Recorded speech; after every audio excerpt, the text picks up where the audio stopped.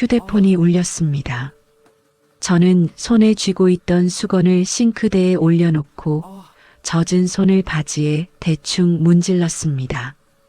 설거지는 아직 새 그릇이 남아 있었지만 전화벨 소리가 이 좁은 원룸에서는 유난히 크게 울렸습니다. 화면에 뜬 번호는 처음 보는 것이었습니다. 010으로 시작하는 11자리 숫자. 요즘 이런 모르는 번호는 대부분 보험이나 대출 권유였습니다. 저는 잠시 망설이다가 그냥 받지 않으려고 손을 거두었습니다. 그런데 진동이 멈추지 않았습니다. 3번, 4번. 누군가 꽤 절박하게 저를 찾고 있었습니다. 저는 한숨을 쉬며 통화 버튼을 눌렀습니다. 여보세요. 진수 씨? 그 목소리를 듣는 순간 저는 숨이 막혔습니다. 5년입니다. 5년 만에 듣는 그 사람의 목소리였습니다. 낮고 조금 떨리는 그러면서도 여전히 익숙한 그 억양. 저는 싱크대 모서리를 손으로 움켜쥐었습니다. 스테인리스 표면이 차갑게 손바닥을 파고들었습니다. 민경 씨? 네. 저예요. 전화기 너머로 작은 한숨 소리가 들렸습니다. 저는 아무 말도 할 수 없었습니다. 5년 전 그날 그녀가 집을 나가며 남긴 마지막 말이 귓가에 맴돌았습니다. 당신이랑은 더 이상 못 살겠어요. 그리고 그녀는 성우를 데리고 사라졌습니다. 이혼 서류 한 장만 남긴 채로. 갑자기 연락해서 놀랐죠? 그녀의 목소리는 조심스러웠습니다. 마치 깨지기 쉬운 유리컵을 다루듯. 저는 고개를 저었습니다. 아무도 볼 수 없는 동작이었지만 저는 그렇게밖에 할 수 없었습니다. 무슨 일이세요? 제 목소리는 생각보다 평온했습니다. 5년 동안 연습했던 것처럼 감정을 드러내지 않고 담담하게 마치 오래된 지인에게 하듯. 하지만 제 손은 여전히 싱크대를 붙잡고 있었고 손가락 끝이 하얗게 질려 있었습니다. 성우 때문에 연락했어요. 성우. 그 이름을 듣는 순간 저는 눈을 감았습니다. 지금 몇 살이 됐을까요? 13살. 중학교 1학년. 목소리가 변성기를 지나고 있을 나이. 저는 그 아이의 얼굴을 5년 전 그대로밖에 기억하지 못했습니다. 8살 초등학교 2학년. 아침마다 제 구두를 닦아주겠다며 현관에 앉아있던 아이. 성우가 어떻게 됐나요? 아프거나 그런 건 아니에요. 그냥 진수 씨를 보고 싶어 해서요. 저는 입술을 깨물었습니다. 5년 동안 단 한 통의 전화도 문자도 없던 아이가 갑자기 아버지를 보고 싶다고 했다는 말. 그 말이 진짜일까요? 아니면 그녀가 필요한 무언가가 있어서 꾸며낸 이유일까요? 그래서 만나자는 건가요? 네. 가능하다면요. 가능하다면. 저는 쓴웃음을 지었습니다. 창밖으로 보이는 건물 사이로 겨울 해가 기울고 있었습니다. 오후 4시. 금요일. 내일은 주말이니까 만날 수도 있겠지요. 하지만 그게 제가 원하는 일일까요? 이번 주 일요일 어때요? 성우 학교 근처 카페에서요. 그녀는 이미 계획을 세워둔 것 같았습니다. 장소까지. 저는 싱크대에서 손을 떼고 벽에 기댔습니다. 등이 차갑고 단단한 벽지에 닿았습니다. 알겠습니다. 시간 보내주세요. 고마워요, 진수 씨. 전화가 끊겼습니다. 저는 한동안 그 자리에 서 있었습니다. 설거지통에서는 여전히 물이 똑똑 떨어지는 소리가 났고 냉장고 모터가 낮게 돌아가는 소리가 들렸습니다. 저는 다시 싱크대 앞으로 걸어갔습니다. 남은 그릇 3개를 집어들었습니다. 손이 떨렸습니다. 그릇이 미끄러져 물에 빠졌고 물방울이 제 얼굴에 튀었습니다. 저는 수세미를 들고 기계적으로 그릇을 문질렀습니다. 하얀 거품이 손등에 묻었습니다. 5년입니다. 5년 전 그날 저는 이 설거지를 하다가 그녀가 짐을 싸는 소리를 들었습니다. 옷장 문 여닫는 소리, 캐리어 바퀴 구르는 소리, 성우가 우는 소리, 그리고 현관문이 닫히는 소리. 저는 그때도 이렇게 그릇을 씻고 있었습니다. 그릇을 건조대에 올려놓고 저는 수건으로 손을 닦았습니다. 휴대폰 화면에는 여전히 그 낯선 번호가 통화 기록으로 남아 있었습니다.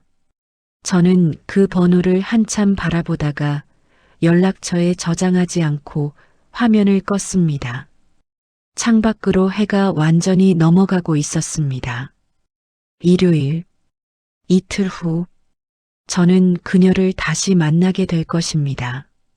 그리고 성우를, 그 아이가 정말로 저를 보고 싶어 하는지 아니면 그저 그녀가 필요해서 불려 나온 건지 그건 그때 알게 되겠지요. 하지만 한 가지는 확실했습니다. 5년 동안 봉인해 두었던 그 감정들이 지금 이 순간 다시 꿈틀거리기 시작했다는 것.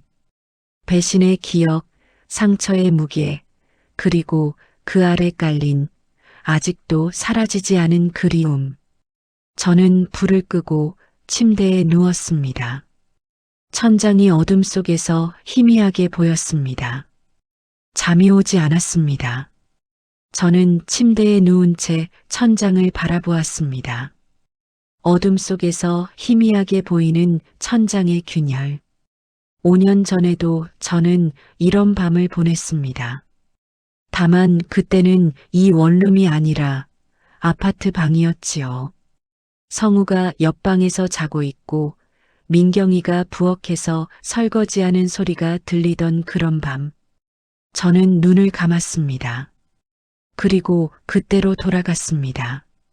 형님, 이거 좀 봐보세요.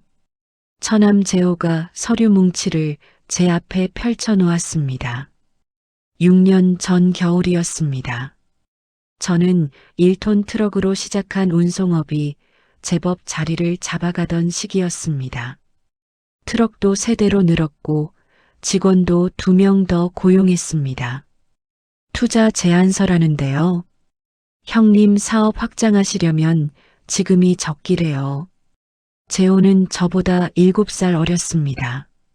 대학도 나오고 말도 유창했습니다. 저는 고등학교만 나왔으니까요.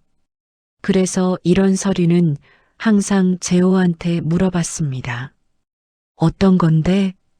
물류센터 임대 사업이요.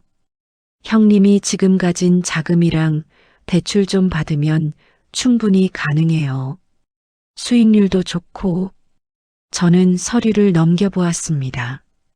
숫자들이 빼곡했습니다. 저는 숫자를 잘 몰랐습니다. 그래도 재호를 믿었습니다. 처가 식구니까요. 가족이니까. 장모님이랑 민경이는 뭐래? 어머니도 좋아하시고 누나도 찬성이에요. 형님만 결정하시면 돼요. 그날 저는 도장을 찍었습니다. 1년 후 그 물류센터는 공실로 남았습니다. 처음 몇 달은 괜찮았습니다. 입주업체도 2곳 있었고 월세도 나왔습니다. 그런데 경기가 나빠졌습니다. 업체들이 하나둘 나가기 시작했고 새로 들어오는 곳은 없었습니다. 대출 이자는 매달 빠져나갔고 관리비는 계속 쌓였습니다. 재호야, 이거 어떻게 해야 되나? 저는 재호를 불러서 물었습니다. 그런데 재호는 예전과 달랐습니다. 형님, 저도 어쩔 수 없어요. 시장이 이런데. 형님이 너무 무리하게 확장하신 거 아니에요? 무리하게 확장했다고요. 저는 말문이 막혔습니다. 투자하라고 한 건 재호였습니다. 서류 가져온 것도 좋다고 한 것도 재호였습니다. 그런데 지금은 제 탓이라고 했습니다. 너 그때 괜찮다고 했잖아. 형님, 투자는 원래 위험 부담이 있는 거잖아요. 저는 조언만 드린 거고 결정은 형님이 하신 거예요. 재호의 목소리는 차가웠습니다. 저는 더 이상 아무 말도 할 수 없었습니다. 집에 돌아오니 민경이가 거실에 앉아 있었습니다. 불이 꺼진 거실. 그녀는 창밖을 보고 있었습니다. 왔어요? 응. 저는 소파에 앉았습니다. 피곤했습니다. 온몸이 무거웠습니다. 재호한테 얘기했어요? 했어. 뭐래요? 아무것도. 민경이는 한숨을 쉬었습니다. 그 한숨 소리가 이 집안 전체를 채우는 것 같았습니다. 진수 씨, 이제 어떻게 할 건데요? 뭘? 이 상황을요. 대출 이자도 못 갚고 있고 트럭 사업도 적자고 성우 학원비도 밀렸어요. 저는 고개를 숙였습니다. 손이 떨렸습니다. 내가 해결할게. 어떻게요? 돈은 어디서 구하는데요? 그녀의 목소리에 날이 서 있었습니다. 저는 그걸 느꼈습니다. 하지만 저는 뭐라고 대답할 수 없었습니다. 당신 형한테라도 빌려보는 게 어때요? 형한테는 안 돼. 왜요? 가족인데. 가족. 저는 그 단어를 되씹었습니다. 가족이라고요. 저는 민경인의 가족을 다 제 가족이라고 생각했습니다. 장모님 병원비도 제가 댔고 재호 결혼 자금도 제가 보탰습니다. 그런데 지금 민경이는 제 형한테 손 벌리라고 했습니다. 진수 씨는 왜 맨날 그래요? 자존심만 세우고. 미안해. 미안하다고 해결돼요? 지금 우리 상황이 얼마나 심각한데. 민경이는 일어섰습니다. 그리고 방으로 들어갔습니다. 문이 닫히는 소리가 났습니다. 저는 어두운 거실에 혼자 남았습니다. 그로부터 6개월 후 저는 모든 걸 정리했습니다. 트럭도 팔고 물류센터도 헐값에 넘겼습니다. 그래도 빚은 남았습니다. 저는 공사판으로 나갔습니다. 하루에 12시간씩 일했습니다. 주말도 없었습니다. 그러던 어느 날 집에 돌아오니 집이 텅 비어 있었습니다. 민경이 옷이 없었습니다. 성우 책가방이 없었습니다. 식탁 위에 봉투 하나만 놓여 있었습니다. 저는 그걸 열어보았습니다. 이혼 서류였습니다. 도장 찍을 곳에 포스트잇이 붙어 있었습니다. 민경이 손글씨였습니다. 미안해요. 더 이상은 못 견디겠어요. 저는 그 자리에 주저앉았습니다. 전화를 걸었습니다. 민경이 번호 꺼져 있었습니다. 재호한테도 걸었습니다. 받지 않았습니다. 장모님한테도 걸었습니다. 여보세요? 어머님, 저 진수예요. 민경이 어디 있어요?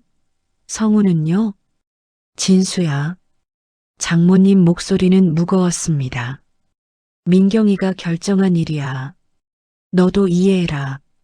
지금 상황이 너무 힘들잖니. 어머님, 그래도 제가 가족인데요. 애 얼굴이라도 좀 보게 해주세요. 진수야, 미안하다. 민경이가 당분간은 연락하지 말라고 했어. 전화가 끊겼습니다. 저는 그날 밤 혼자 소주를 마셨습니다.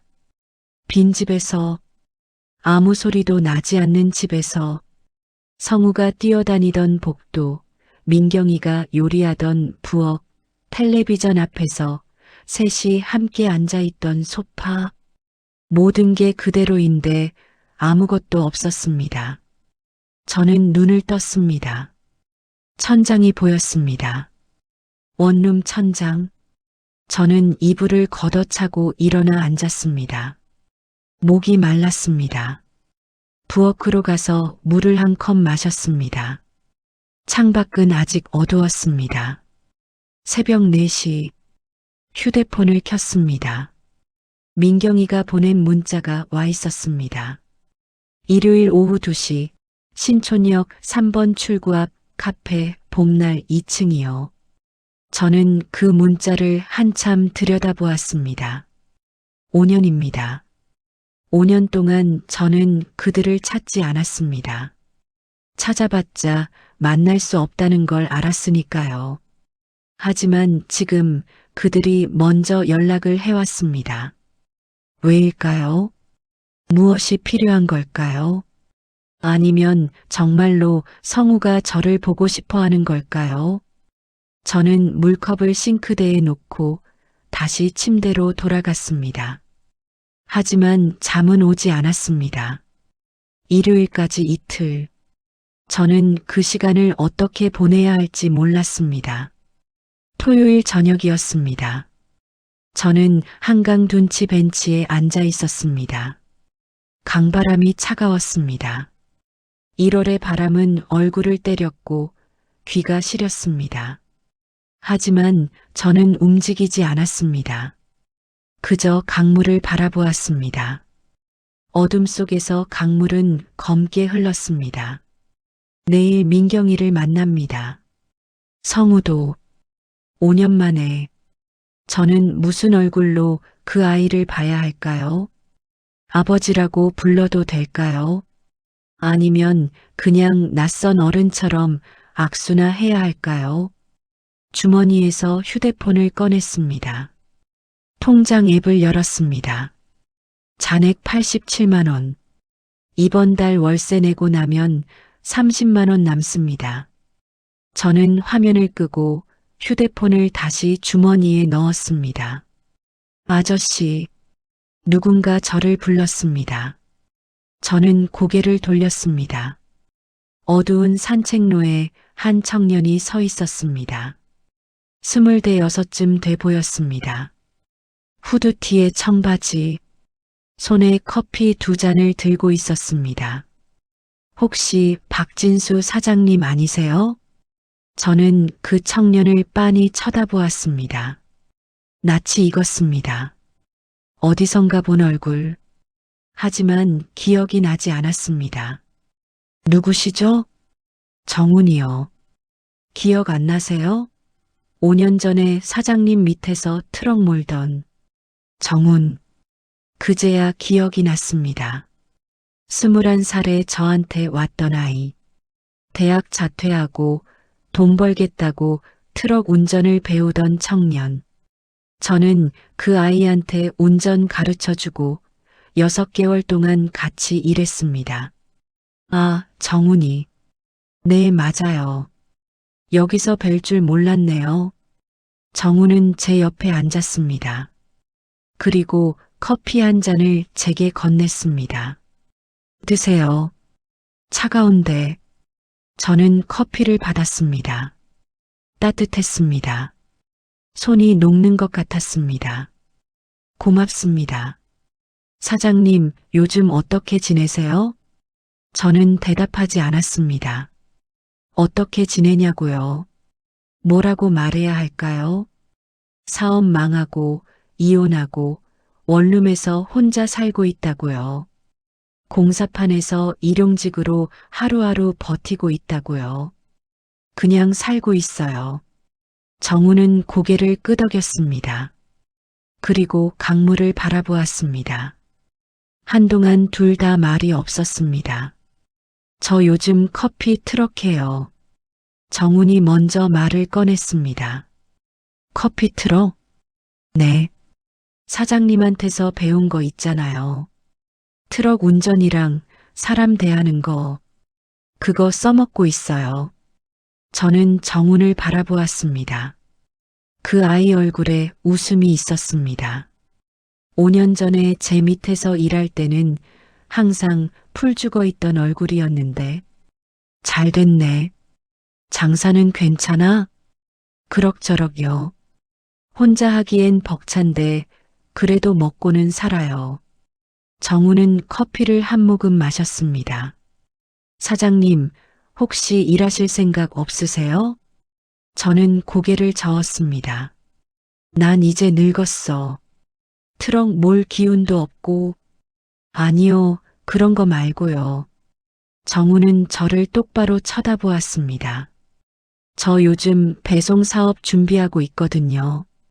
커피 트럭으로 번 돈이랑 대출 좀 받아서요. 그런데 혼자는 못해요. 경험 있는 사람이 필요해요. 나 말하는 거야? 네.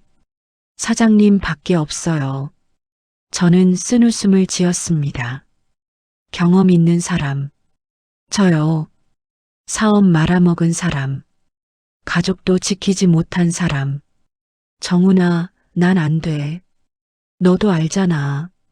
내가 사업 어떻게 망했는지. 알아요. 그래도 상관없어요. 상관없긴 뭐가 없어. 너까지 망하면 어떡해. 정우는 고개를 저었습니다. 사장님, 저 기억나요?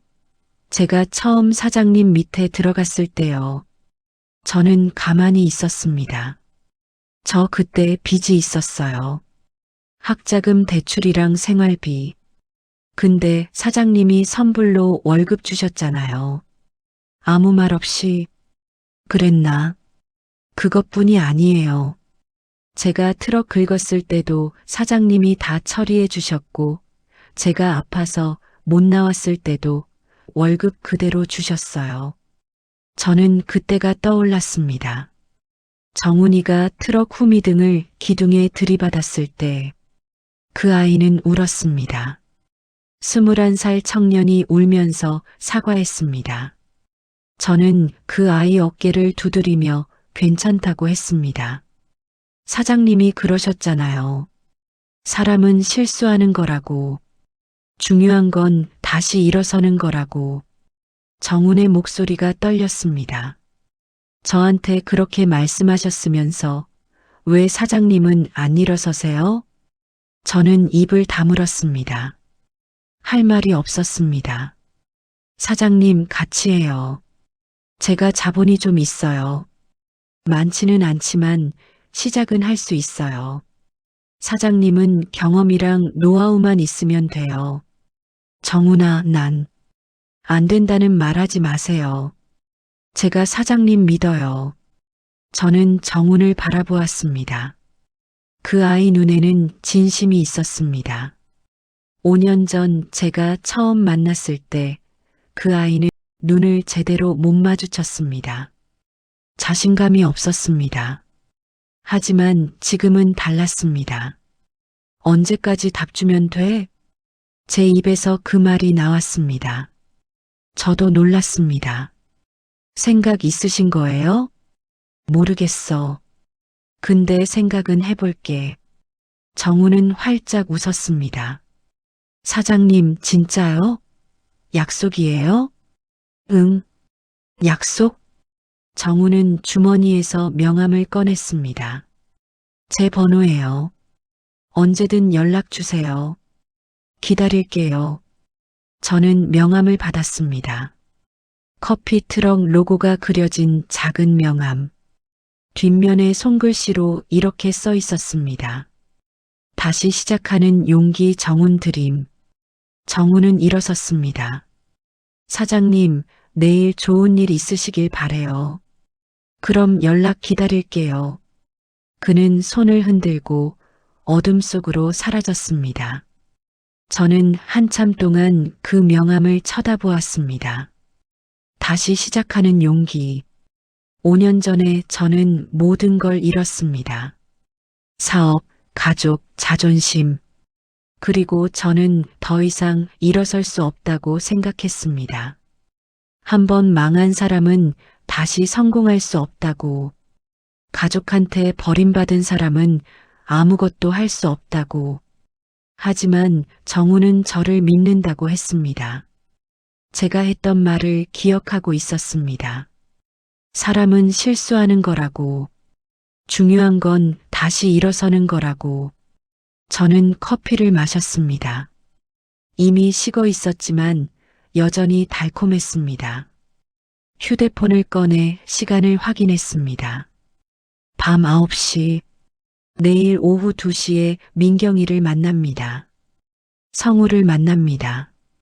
저는 무슨 얼굴로 그 아이를 봐야 할지 여전히 모릅니다. 하지만 한 가지는 알았습니다.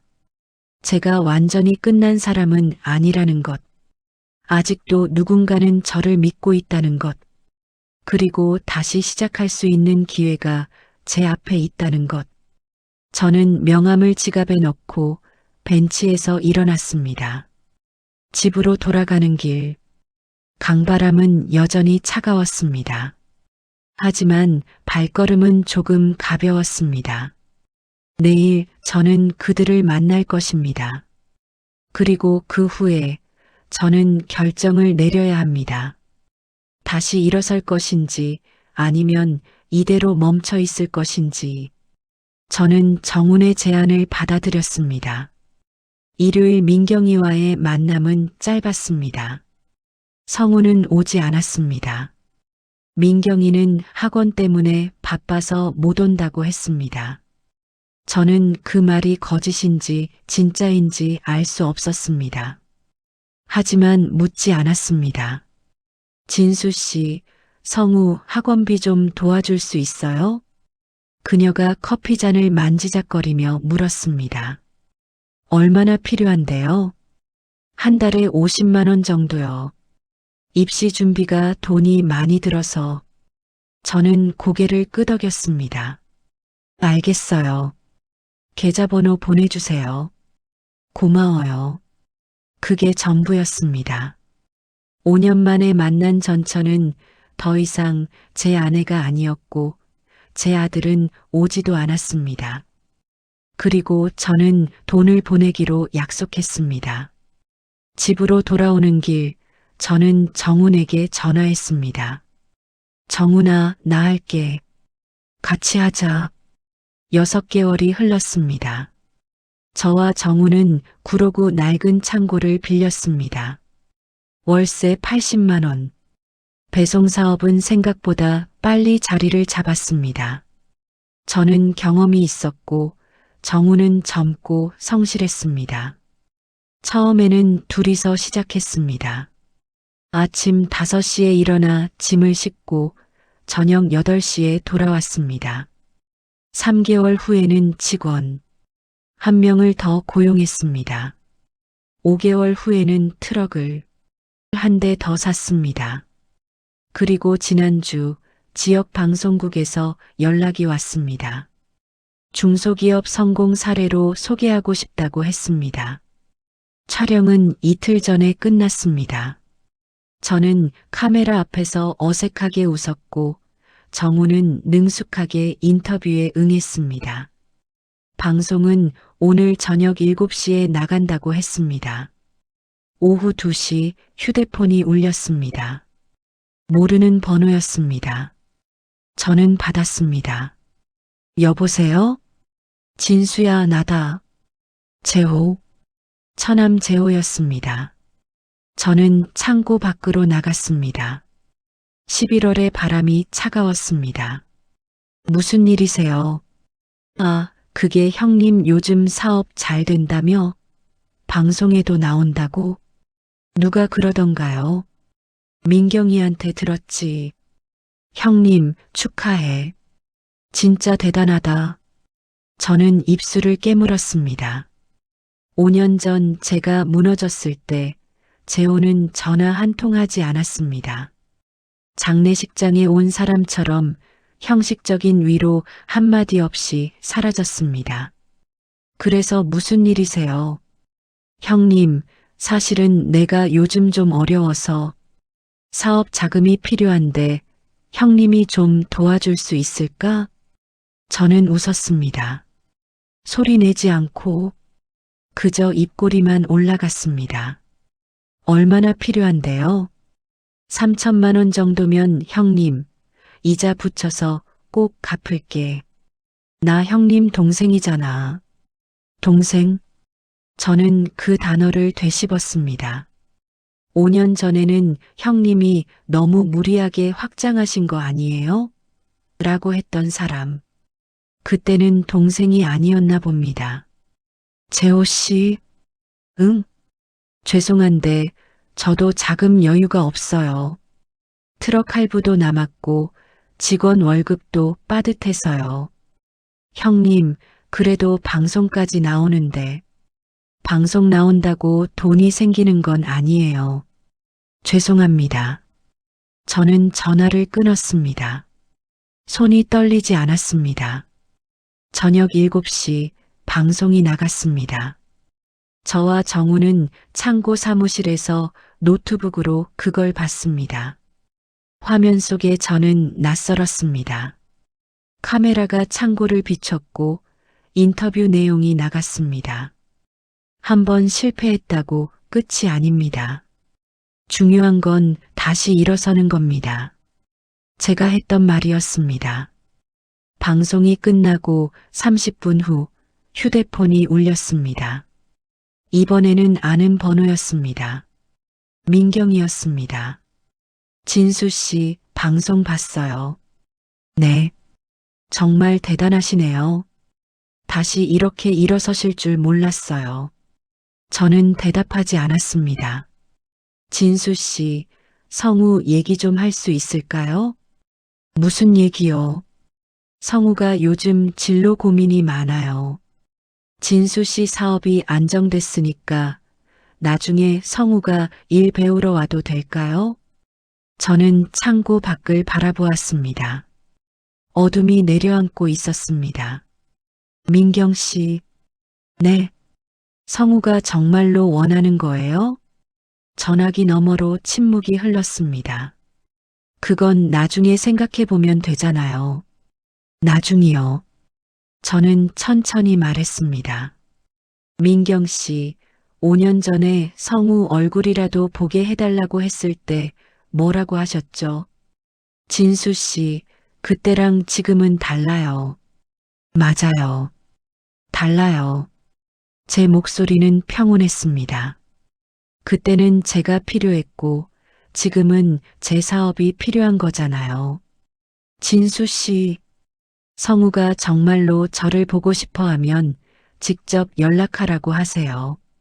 제 번호는 똑같으니까요. 저는 전화를 끊었습니다. 정훈이 저를 바라보고 있었습니다. 사장님, 괜찮으세요? 응, 괜찮아. 저는 의자에 앉았습니다. 가슴이 두근거렸습니다. 하지만 후회는 없었습니다. 사장님, 잘하셨어요. 정훈이 말했습니다.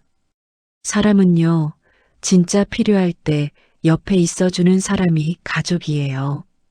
피로 맺어졌다고 다 가족은 아니에요. 저는 정훈을 바라보았습니다. 그 청년은 웃고 있었습니다. 사장님은 저한테 가족이었어요. 그래서 제가 돌아온 거예요. 저는 아무 말도 할 수 없었습니다. 목이 메었습니다. 고맙다, 정훈아. 천만에요. 저야말로 감사하죠. 창고 밖에서 트럭 소리가 들렸습니다. 직원 현수가 배송을 마치고 돌아오는 소리였습니다.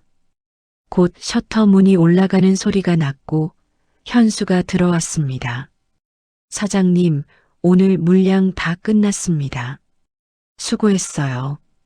저는 일어섰습니다. 오늘 회식하자. 내가 살게. 진짜요? 와, 사장님 최고. 세 사람은 창고 문을 잠그고 밖으로 나갔습니다. 저녁 거리로 향하는 길. 차가운 바람이 불었지만 저는 외롭지 않았습니다. 그날 밤 저는 원룸으로 돌아와 침대에 누웠습니다. 천장을 바라보았습니다. 5년 전 저는 모든 걸 잃었습니다. 하지만 지금 저는 다시 일어섰습니다.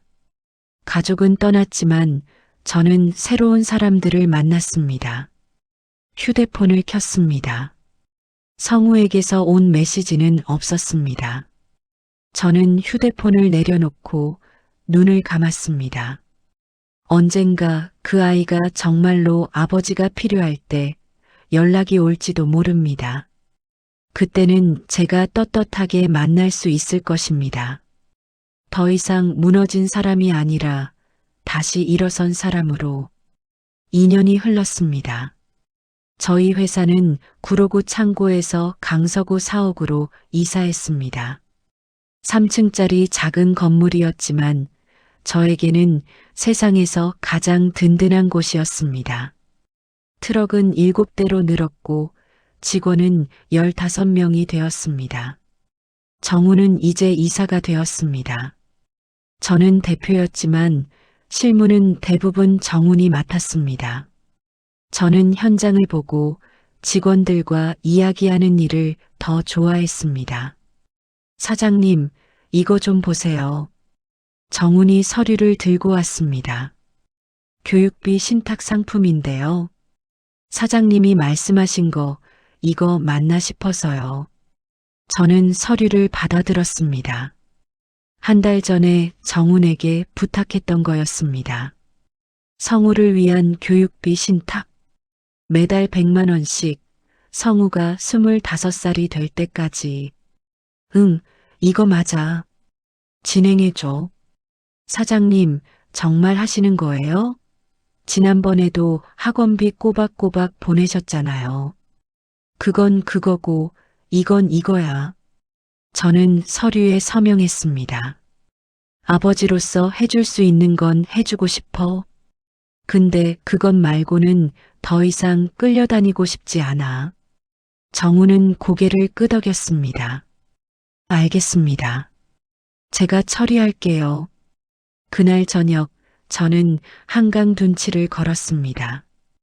2년 전 정훈을 만났던 그 벤치가 보였습니다. 저는 그곳에 앉았습니다. 강물은 여전히 검게 흘렀지만 이제는 무섭지 않았습니다.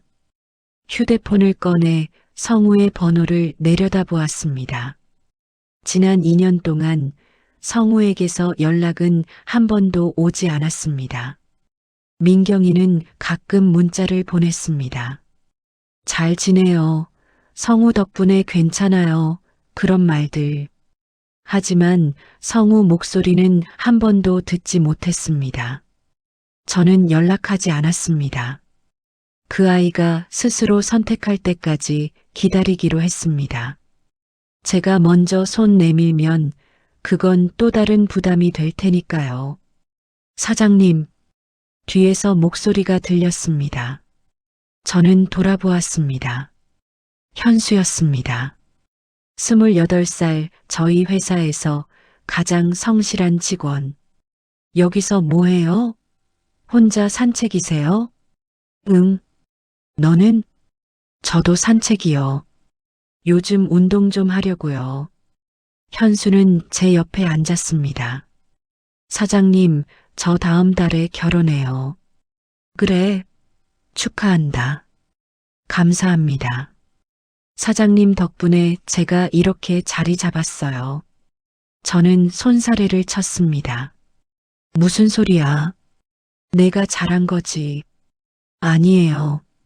사장님이 기회 주셨잖아요. 저 고졸이고 경력도 없었는데. 현수는 웃었습니다. 사장님, 저희 결혼식 때 줄에 서주실 수 있으세요?